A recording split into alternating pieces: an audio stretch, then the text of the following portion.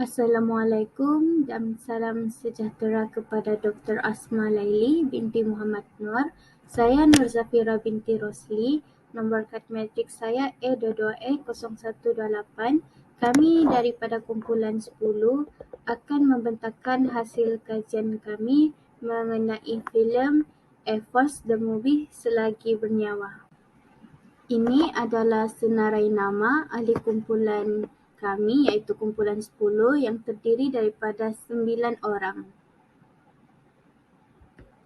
Ini adalah bukti perjumpaan kali pertama kami secara bersemuka untuk menjayakan dan menghasilkan kerja kursus falsafah dan isu semasa kami.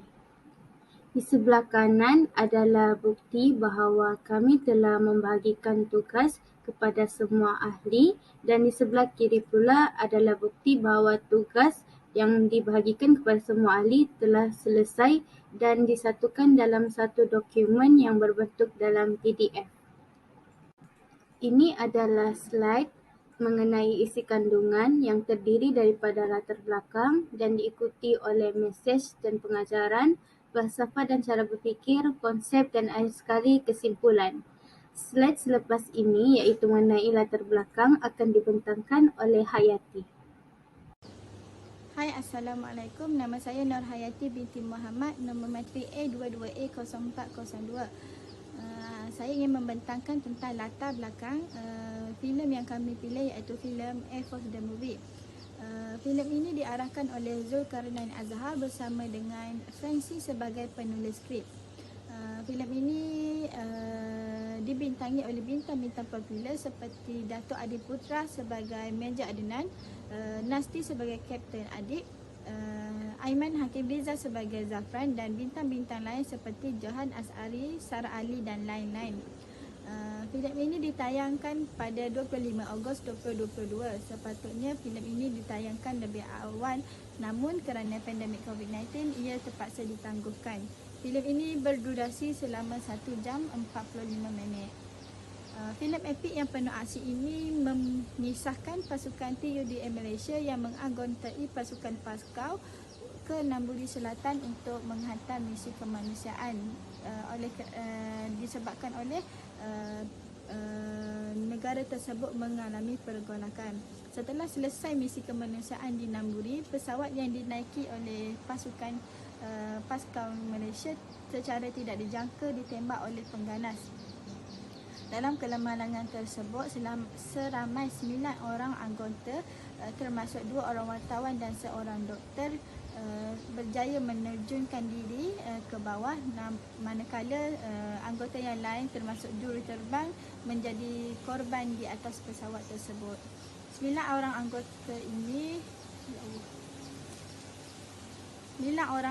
ini tersesat di tengah hutan iaitu di kawasan sungai. Mereka meneruskan perjalanan. Namun perjalanan mereka penuh dengan liku-liku kerana perlu berhati-hati dengan pengganas Nambuli Utara dan perlu berperang apabila bertemu dengan mereka. Perjuangan mereka dari semasa ke semasa membunuh seorang demi seorang anggota pasukan mereka. Walaupun dalam keadaan sedih kerana mereka kehilangan sahabat seperjuangan, namun mereka tetap bersemangat demi mempertahankan insan yang tidak bersalah. Jawatan Major Adnan sebagai ketua pasukan berubah kepada Kapten Adib apabila Major Adnan terluka akibat tembakan oleh pengganas.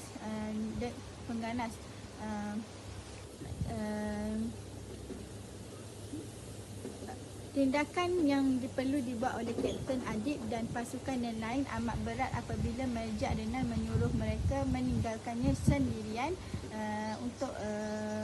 dan mengorbankan dirinya dengan membalingkan bom apabila pasukan pengganas menghampirinya. Namun disebabkan oleh ini merupakan arahan daripada orang yang sangat mereka hormati dan segani, serta pegangan mereka dalam perjuangan ini iaitu berjuang selagi bernyawa, mereka merelakannya. Setelah mendapat pencawang dalam menghubungi pasukan TUDM di Malaysia, pasukan TUDM bergegas ke Namburi untuk menyelamatkan anggota-anggota mereka di sana, termasuklah Zafran, iaitu seorang juruterbang yang dikenakan hukuman akibat membawa pesawat terlalu rendah yang boleh membahayakan orang ramai. Namun dalam misi ini Zafran diberi peluang untuk menganggotainya. Walaupun mereka dapat menyelamatkan anggota-anggota mereka di sana, namun yang tinggal hanyalah 5 orang sahaja, termasuklah 2 orang wartawan. Assalamualaikum warahmatullahi wabarakatuh. Nama diberi Nur Amira binti Sattar dan hari ini saya akan membentangkan topik mesej dan pengajaran yang dapat dikeluarkan dalam filem Enforce ini. Mesej yang pertama ialah keamanan tidak dapat dikecapi dengan mudah, melainkan melalui pengorbanan pejuang yang mempertaruhkan nyawa dalam mempertahankan kedaulatan negara.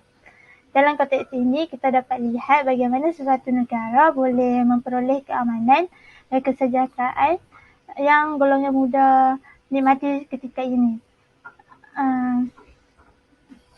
Mesej ini dapat dikeluarkan melalui berdasarkan perbualan yang berlaku antara Mak Noh dan juga Gaban. Mak Noh berkata, saya tak faham bagaimana kamu boleh buat kerja ini. Pernyataan ini dilontarkan oleh Mak Noh yang pada ketika itu menghadapi situasi hidup mati sebagai rakyat biasa kepada Gaban, iaitu seorang penembak tepat dalam tentera. Gaban menjawab, kami jadi paskau supaya kamu tak perlu buat semua ini. Ini menunjukkan bagaimana pemikiran yang ditanam di dalam setiap tentera untuk melindungi mereka yang melukai tanpa mementingkan diri sendiri. Mesej yang kedua ialah kita perlulah teruskan berjuang selagi bernyawa. Mesej ini disampaikan oleh Major Adnan yang semakin nazak akibat kecederaan demi kecederaan yang dialami ketika misi ini berlangsung.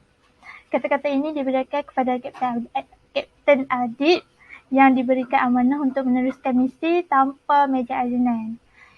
Ini bagi menyatakan bahawa walau apapun yang terjadi, teruskan berusaha untuk terus hidup demi orang yang tersayang dan berjuang selagi mempunyai nafas.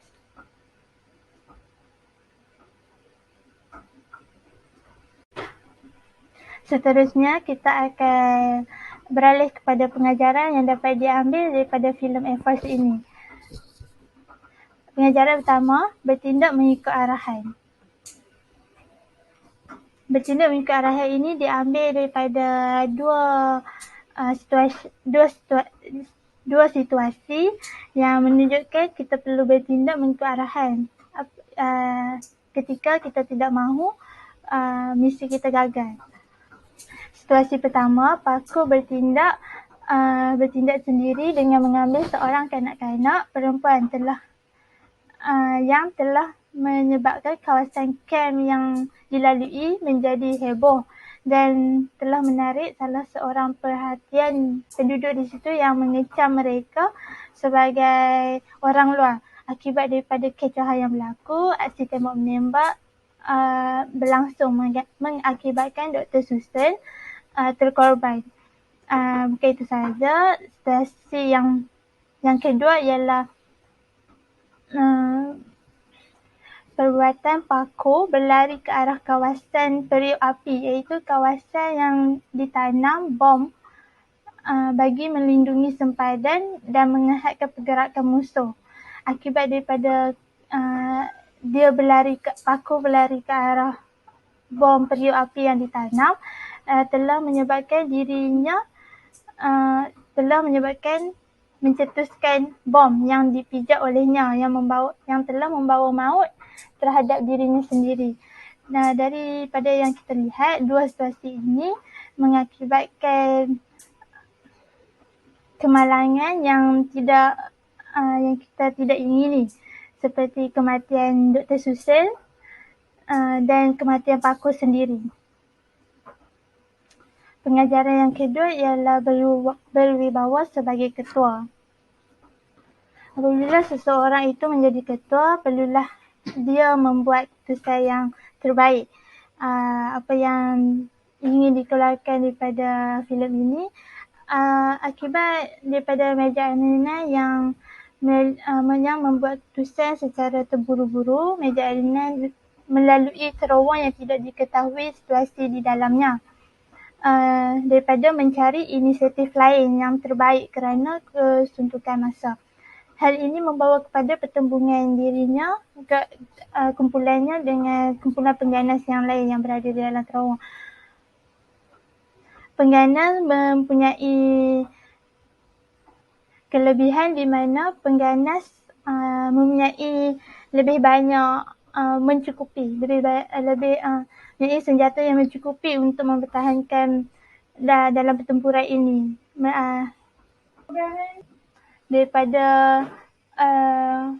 berbanding kumpulan Meja Adnan pasukan Meja Adnan yang tidak hanya mempunyai beberapa senapang untuk mempertahankan diri mereka dan mempunyai beberapa util peluru yang di dalamnya. Seterusnya, pengajaran yang dapat diambil ialah silaturahim antara pasukan. Sudah sedia maklum di mana hubungan Major Zaf dan Lieutenant Saiful seperti anjing dan kucing. Mereka tidak sama sekali erat dan rapat antara satu sama lain. Malah bermusuhan akibat daripada personaliti Zaf yang suka melanggar peraturan dan juga mempunyai ego yang tinggi. Walau bagaimanapun, mereka menjadi erat apabila melakukan misi di mana mereka perlu menyelamatkan pasukan yang berada di Namburi. Ini kerana mereka tahu akibat yang akan berlaku sekiranya di antara mereka mempunyai perselisihan faham ketika menjalankan misi tersebut. Akhir sekali, pengajaran yang dapat kita ambil ialah tidak mementingkan diri sendiri. Pengajaran ini diambil daripada pengorbanan yang dilakukan oleh Meja Adnan yang menjadikan dirinya sebagai lokasi target bagi peluru berpandu. Ini kerana kawasan yang didudukinya itu dikelilingi oleh musuh, dan bila pesawat peluru berpandu itu ingin mendapatkan sasaran yang tepat, dia menjadikan dirinya sebagai umpan bagi menyelamatkan pasukannya dan memberi masa kepada mereka untuk melarikan diri daripada tempat tersebut. Oleh itu, sifat yang mementingkan diri sangat dipandang tinggi kerana tidak semua mampu mempraktikkannya di dalam diri sendiri. Itu sahaja daripada saya. Kita akan memberikan ruang kepada pembentang yang lain. Nama saya Nur Syahida binti Zarihan, bernombor matrik A22E 0454. Saya akan membentangkan tentang falsafah dan cara berfikir. Yang pertama ialah penghormatan. Penghormatan yang kita boleh bagi adalah kepada Meja Adnan yang dikenali sebagai legend TUDM. Hal ini dikatakan sedemikian kerana beliau sanggup berkorban demi memastikan anak buah dan wartawan daripada Malaysia dalam keadaan selamat balik semula ke Malaysia. Hal ini boleh dilihat pada minit 1 jam 8 minit 48 saat, iaitu Major Adnan mengarahkan semua untuk menaiki tangga terlebih dahulu untuk keluar daripada lorong tikus tersebut. Namun, legend telah ditahan oleh musuh dan terpaksa melawan sendiri dengan keadaan pintu keluar tertutup. Ini menunjukkan beliau lebih mengutamakan keselamatan orang lain berbanding diri sendiri. Selain itu, penghormatan ini juga wajar diberi kepada legend kerana sanggup merelakan nyawa bagi memastikan anak buahnya bebas daripada kepungan musuh. Perkara ini boleh dilihat pada minit 1 jam 16 minit 20 saat apabila beliau mengarahkan meja Zafran iaitu Mantis TUDM sebagai juruterbang Sukhoi melepaskan bom terhadapnya.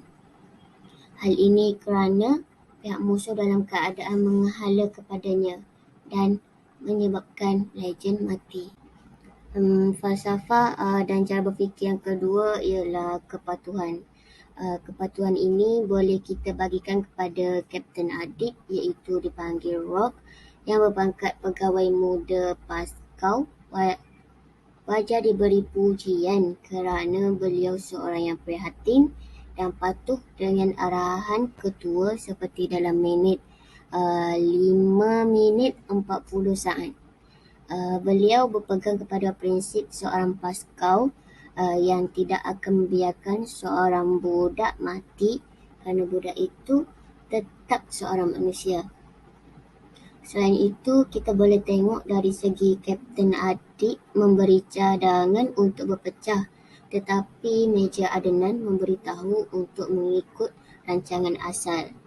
Hal ini menunjukkan walaupun beliau boleh memberi pendapat, tetapi beliau tidak boleh melanggar arahan ketua walaupun tidak bersetuju. Ini boleh ditunjukkan dalam minit ke-26 minit 36 saat.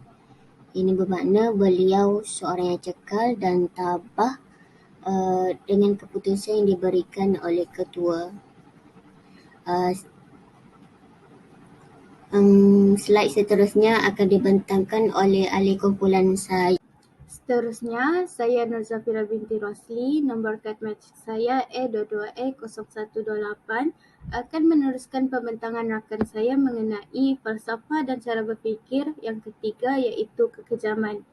Dalam filem Epos ini, aspek kekejaman dapat dilihat pada minit 1 minit 15 saat apabila berlaku pergolakan kemanusiaan di negara Namburi yang terletak di Lautan Pasifik.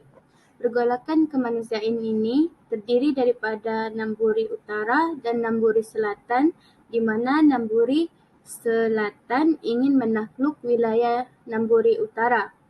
Oleh disebabkan itu, berlaku genjatan senjata di antara kedua Namburi ini dan menyebabkan pasukan Paskau Malaysia pergi ke Namburi untuk melakukan misi kemanusiaan.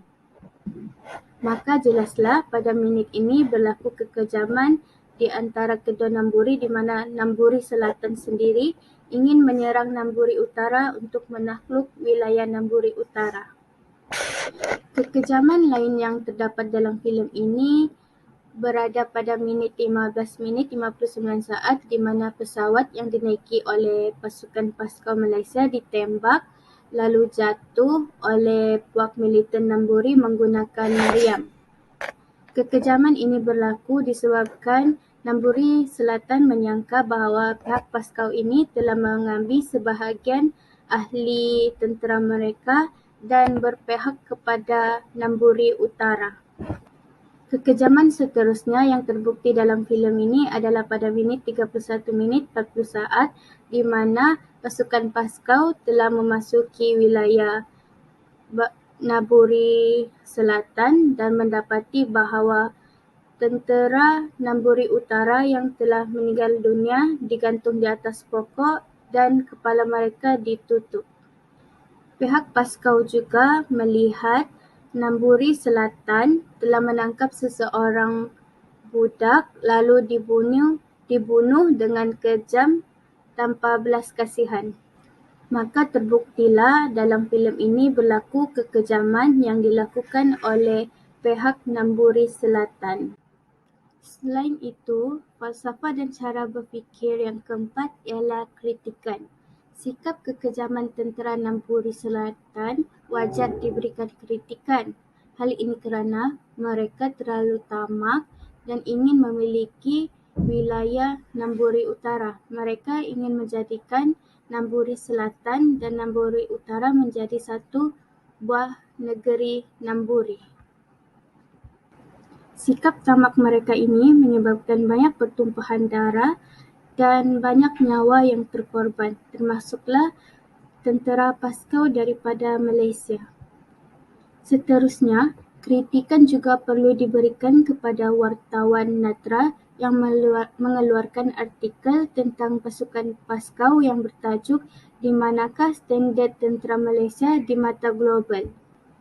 Tindakan ini tidak patut dilakukan oleh wartawan Natra kerana ia dapat menjejaskan imej tentera Malaysia sendiri dan mengundang kepada kesalahfahaman antara rakyat Malaysia mengenai tentera Malaysia.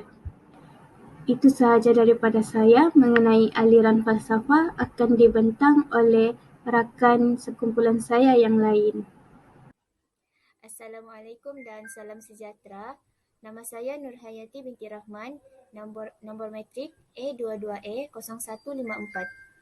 Seterusnya, saya akan membentangkan mengenai aliran falsafah yang menjadi dasar dalam filem A-Force.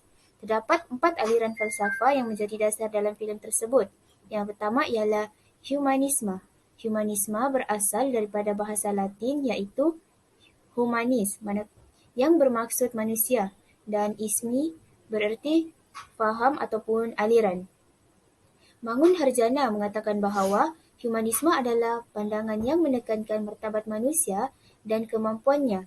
Menurut pandangan ini, manusia bermartabat luhur, mampu menentukan nasib sendiri dan dengan kekuatan sendiri mampu mengembangkan diri dan memenuhi kepenuhan eksistensinya menjadi paripurna.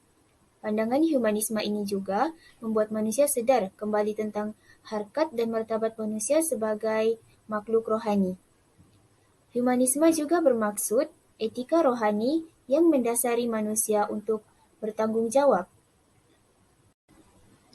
Aliran humanisme yang diterapkan dalam filem A-Force dapat disaksikan dalam babak di mana Susan yang merupakan seorang wartawan yang menunjukkan sifat berperi kemanusiaannya dengan menghalang gaban yang ingin menembak seorang budak namburi.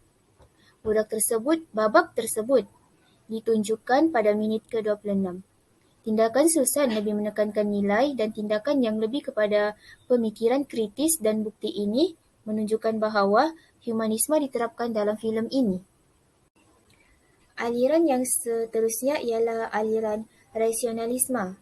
Rasionalisme berpendirian bahawa akal adalah satu-satunya ilmu yang diyakini kebenarannya, bukan panca indera. Mereka menolak dakwaan bahawa aliran empirisme sumber ilmu ialah panca indera kerana panca indera sering sahaja tersilap dan memberi maklumat palsu. Rasionalisme ini juga dikenali sebagai kecenderungan yang mengakui akal sebagai satu-satunya sumber pengetahuan asli yang bertentangan dengan empirisme. Gambar tersebut menunjukkan bahawa aliran rasionalisme yang ditemui dalam babak filem tersebut iaitu pada babak ke 1 jam 14 minit 47 saat iaitu ketika Tuan Adnan menyuruh Rock untuk menyelamatkan dan membawa semua anggota balik dengan selamat.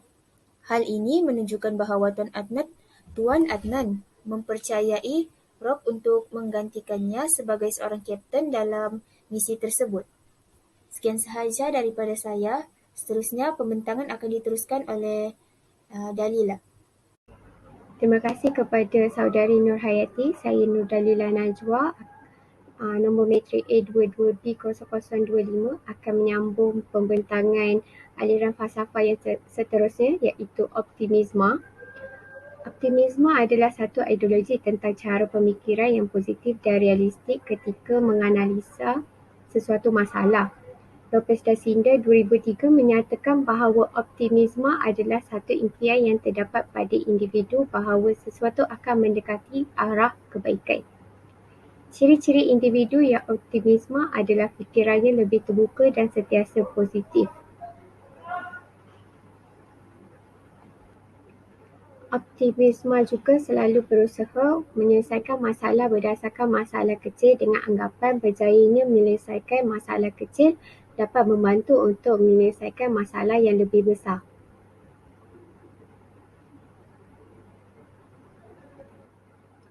Optimisme dapat dilihat pada filem Air Force di mana Rock memberi kata-kata semangat kepada Tuan Adnan yang menunjukkan bahawa dirinya hampir berputus asa dan seperti tidak nampak jalan penyelesaian dalam perjuangan. Hal ini menunjukkan bahawa Rock merupakan seorang yang sentiasa berfikiran positif. Aliran seterusnya adalah aliran pragmatisme, iaitu kelakuan atau kegiatan yang berasal dari bahasa Latin pragmaticus dan bahasa Yunani pragmatik, Omere 2006. Aliran pragmatisme adalah fahaman yang mementingkan impak dari praktikal sesuatu fikiran dan peranan terhadap tindakan. Pragmatisme juga suatu penyataan yang dianggap benar apabila ia membuat kebaikan dan boleh dipraktikkan. Hal ini kerana menurut aliran pragmatisme, ilmu yang tidak membawa kepada praktis atau tidak boleh dipraktiskan adalah bukan ilmu, bahkan ia hanyalah sekadar ilusi.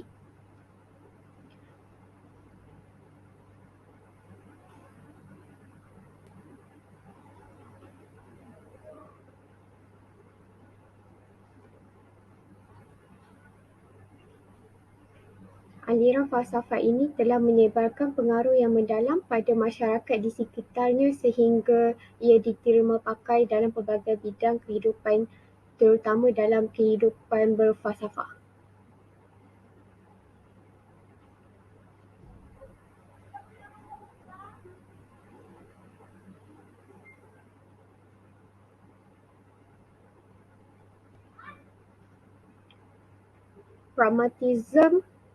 Pragmatisme dapat ditunjukkan dalam babak di mana Tuan Adnan membuat keputusan untuk memilih melalui jalan terowong Namburi Selatan walaupun dibantah oleh Rock yang menyatakan bahawa terowong tersebut adalah bukan pilihan yang terbaik kerana tidak mengetahui keadaan sebenar di dalamnya. Walau bagaimanapun, Rock tetap mendengar arahan dari Tuan Adnan kerana dia merupakan kapten yang akan mengetuai perjalanan mereka.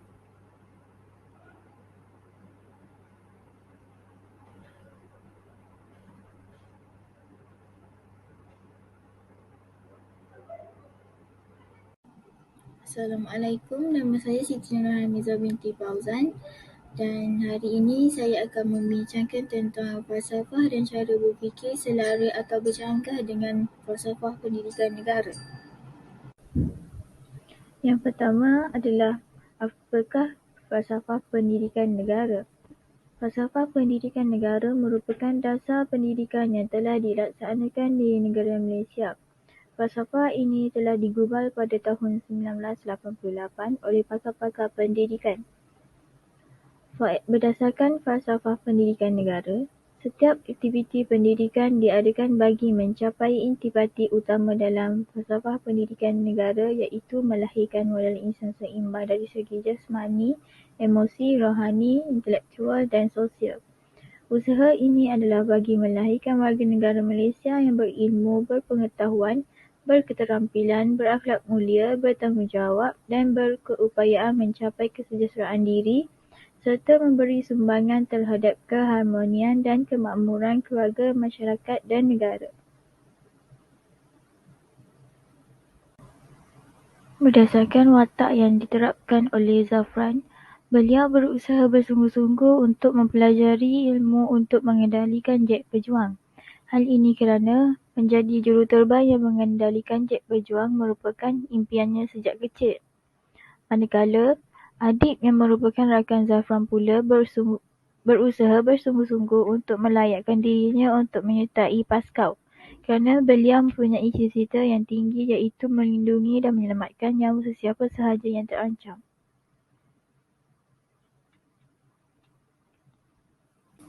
Rukun negara. Rukun negara merupakan ideologi kebangsaan Malaysia yang telah dibentuk pada 31 Ogos 1970. Tujuan utama rukun negara dibentuk adalah untuk membentuk perpaduan yang kukuh. 5 prinsip yang terdapat dalam rukun negara ialah kepercayaan kepada Tuhan, kesetiaan kepada raja dan negara, keluhuran perlembagaan, kedaulatan undang-undang, kesopanan dan kesusilaan. Rukun negara pertama yang terdapat dalam filem Air Force Selagi Bernyawa adalah kepercayaan kepada Tuhan. Secara tidak langsung, manusia yang mempunyai agama akan membuatkan seseorang itu mempunyai perasaan bertimbang rasa, menjauhi kejahatan dan melakukan sesuatu perkara yang baik. Berdasarkan pegangan agama masing-masing dan berpandukan kepada prinsip kepercayaan kepada Tuhan telah membentuk rayang kasih dalam kalangan negara tanpa mengabaikan hak seseorang. Dengan adanya prinsip ini dalam diri, sebuah negara akan lebih maju dan lebih berdaya saing. Dengan menggunakan kekuatan, kemajemukan yang tersimpu kemas sejak sekian lama. Berdasarkan filem Air Force Selagi Bernyawa, anggota dalam Paskau berpegang teguh kepada agama masing-masing. Rukun negara yang kedua yang terdapat dalam filem Air Force Selagi Bernyawa adalah kesetiaan kepada raja dan negara. Prinsip kesetiaan kepada raja dan negara adalah berteraskan kepada amalan sistem demokrasi berparlimen dan raja berperlembagaan. Masyarakat juga perlu menanam sikap bertanggungjawab, sanggup berkorban tanpa menghiraukan situasi itu mungkin akan berbahaya dan akan mengorbankan nyawa. Filem ini berkaitan dengan mengikuti kisah pasukan Paskau yang diketuai oleh Kapten Adik dan mentornya, Major Adnan, yang ditugaskan untuk melindungi kemanusiaan yang berkhidmat di negara yang dilanda peperangan. Namburi. Dalam perjalanan kembali ke tanah air, pesawat mereka ditembak jatuh secara tidak sengaja oleh militan tempatan. 9 daripada penumpang berjaya melakukan lompatan sebelum pesawat itu terhempas. Sementara di Malaysia, apabila berita itu ditemui, tentera udara membuat persiapan untuk menyelamat. Adik-ipar Adib, Zafram, seorang juruterbang Sukhoi yang dihukum, berjuang untuk terlibat sama untuk menyelamatkan mereka.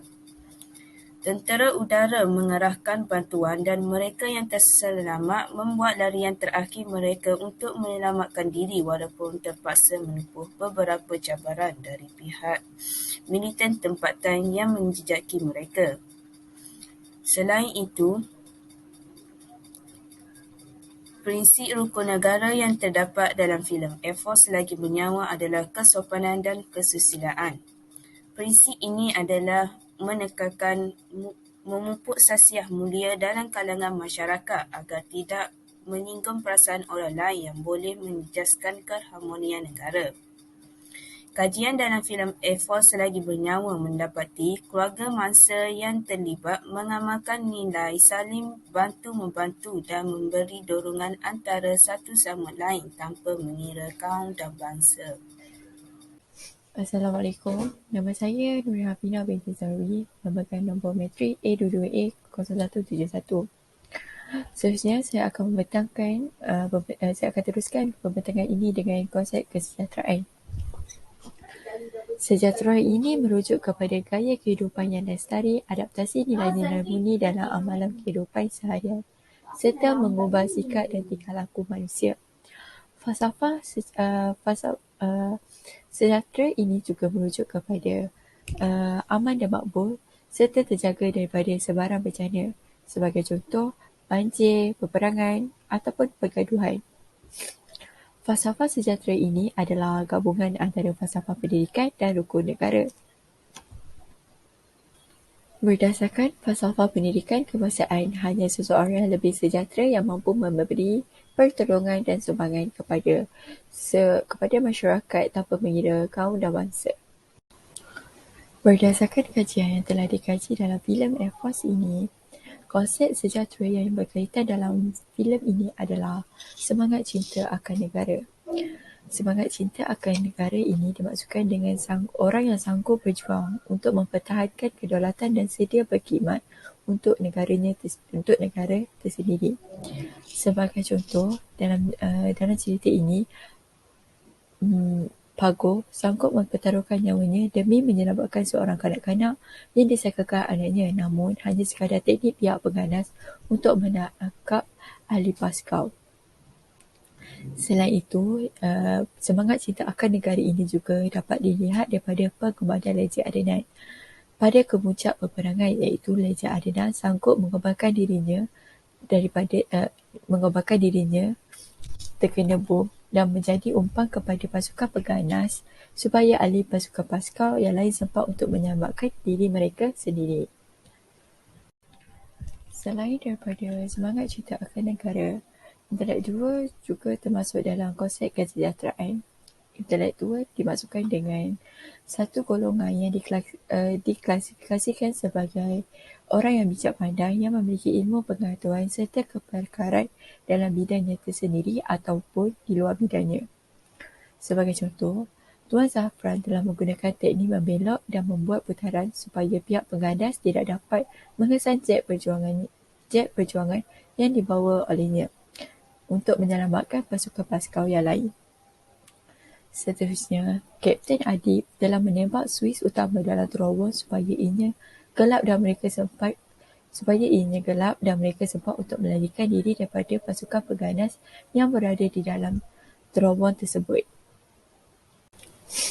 Secara kesimpulannya, filem ini dapat disimpulkan bahawa filem ini jelas memaparkan aliran falsafah seperti falsafah pendidikan kebangsaan, konsep sejahtera dan rukun negara.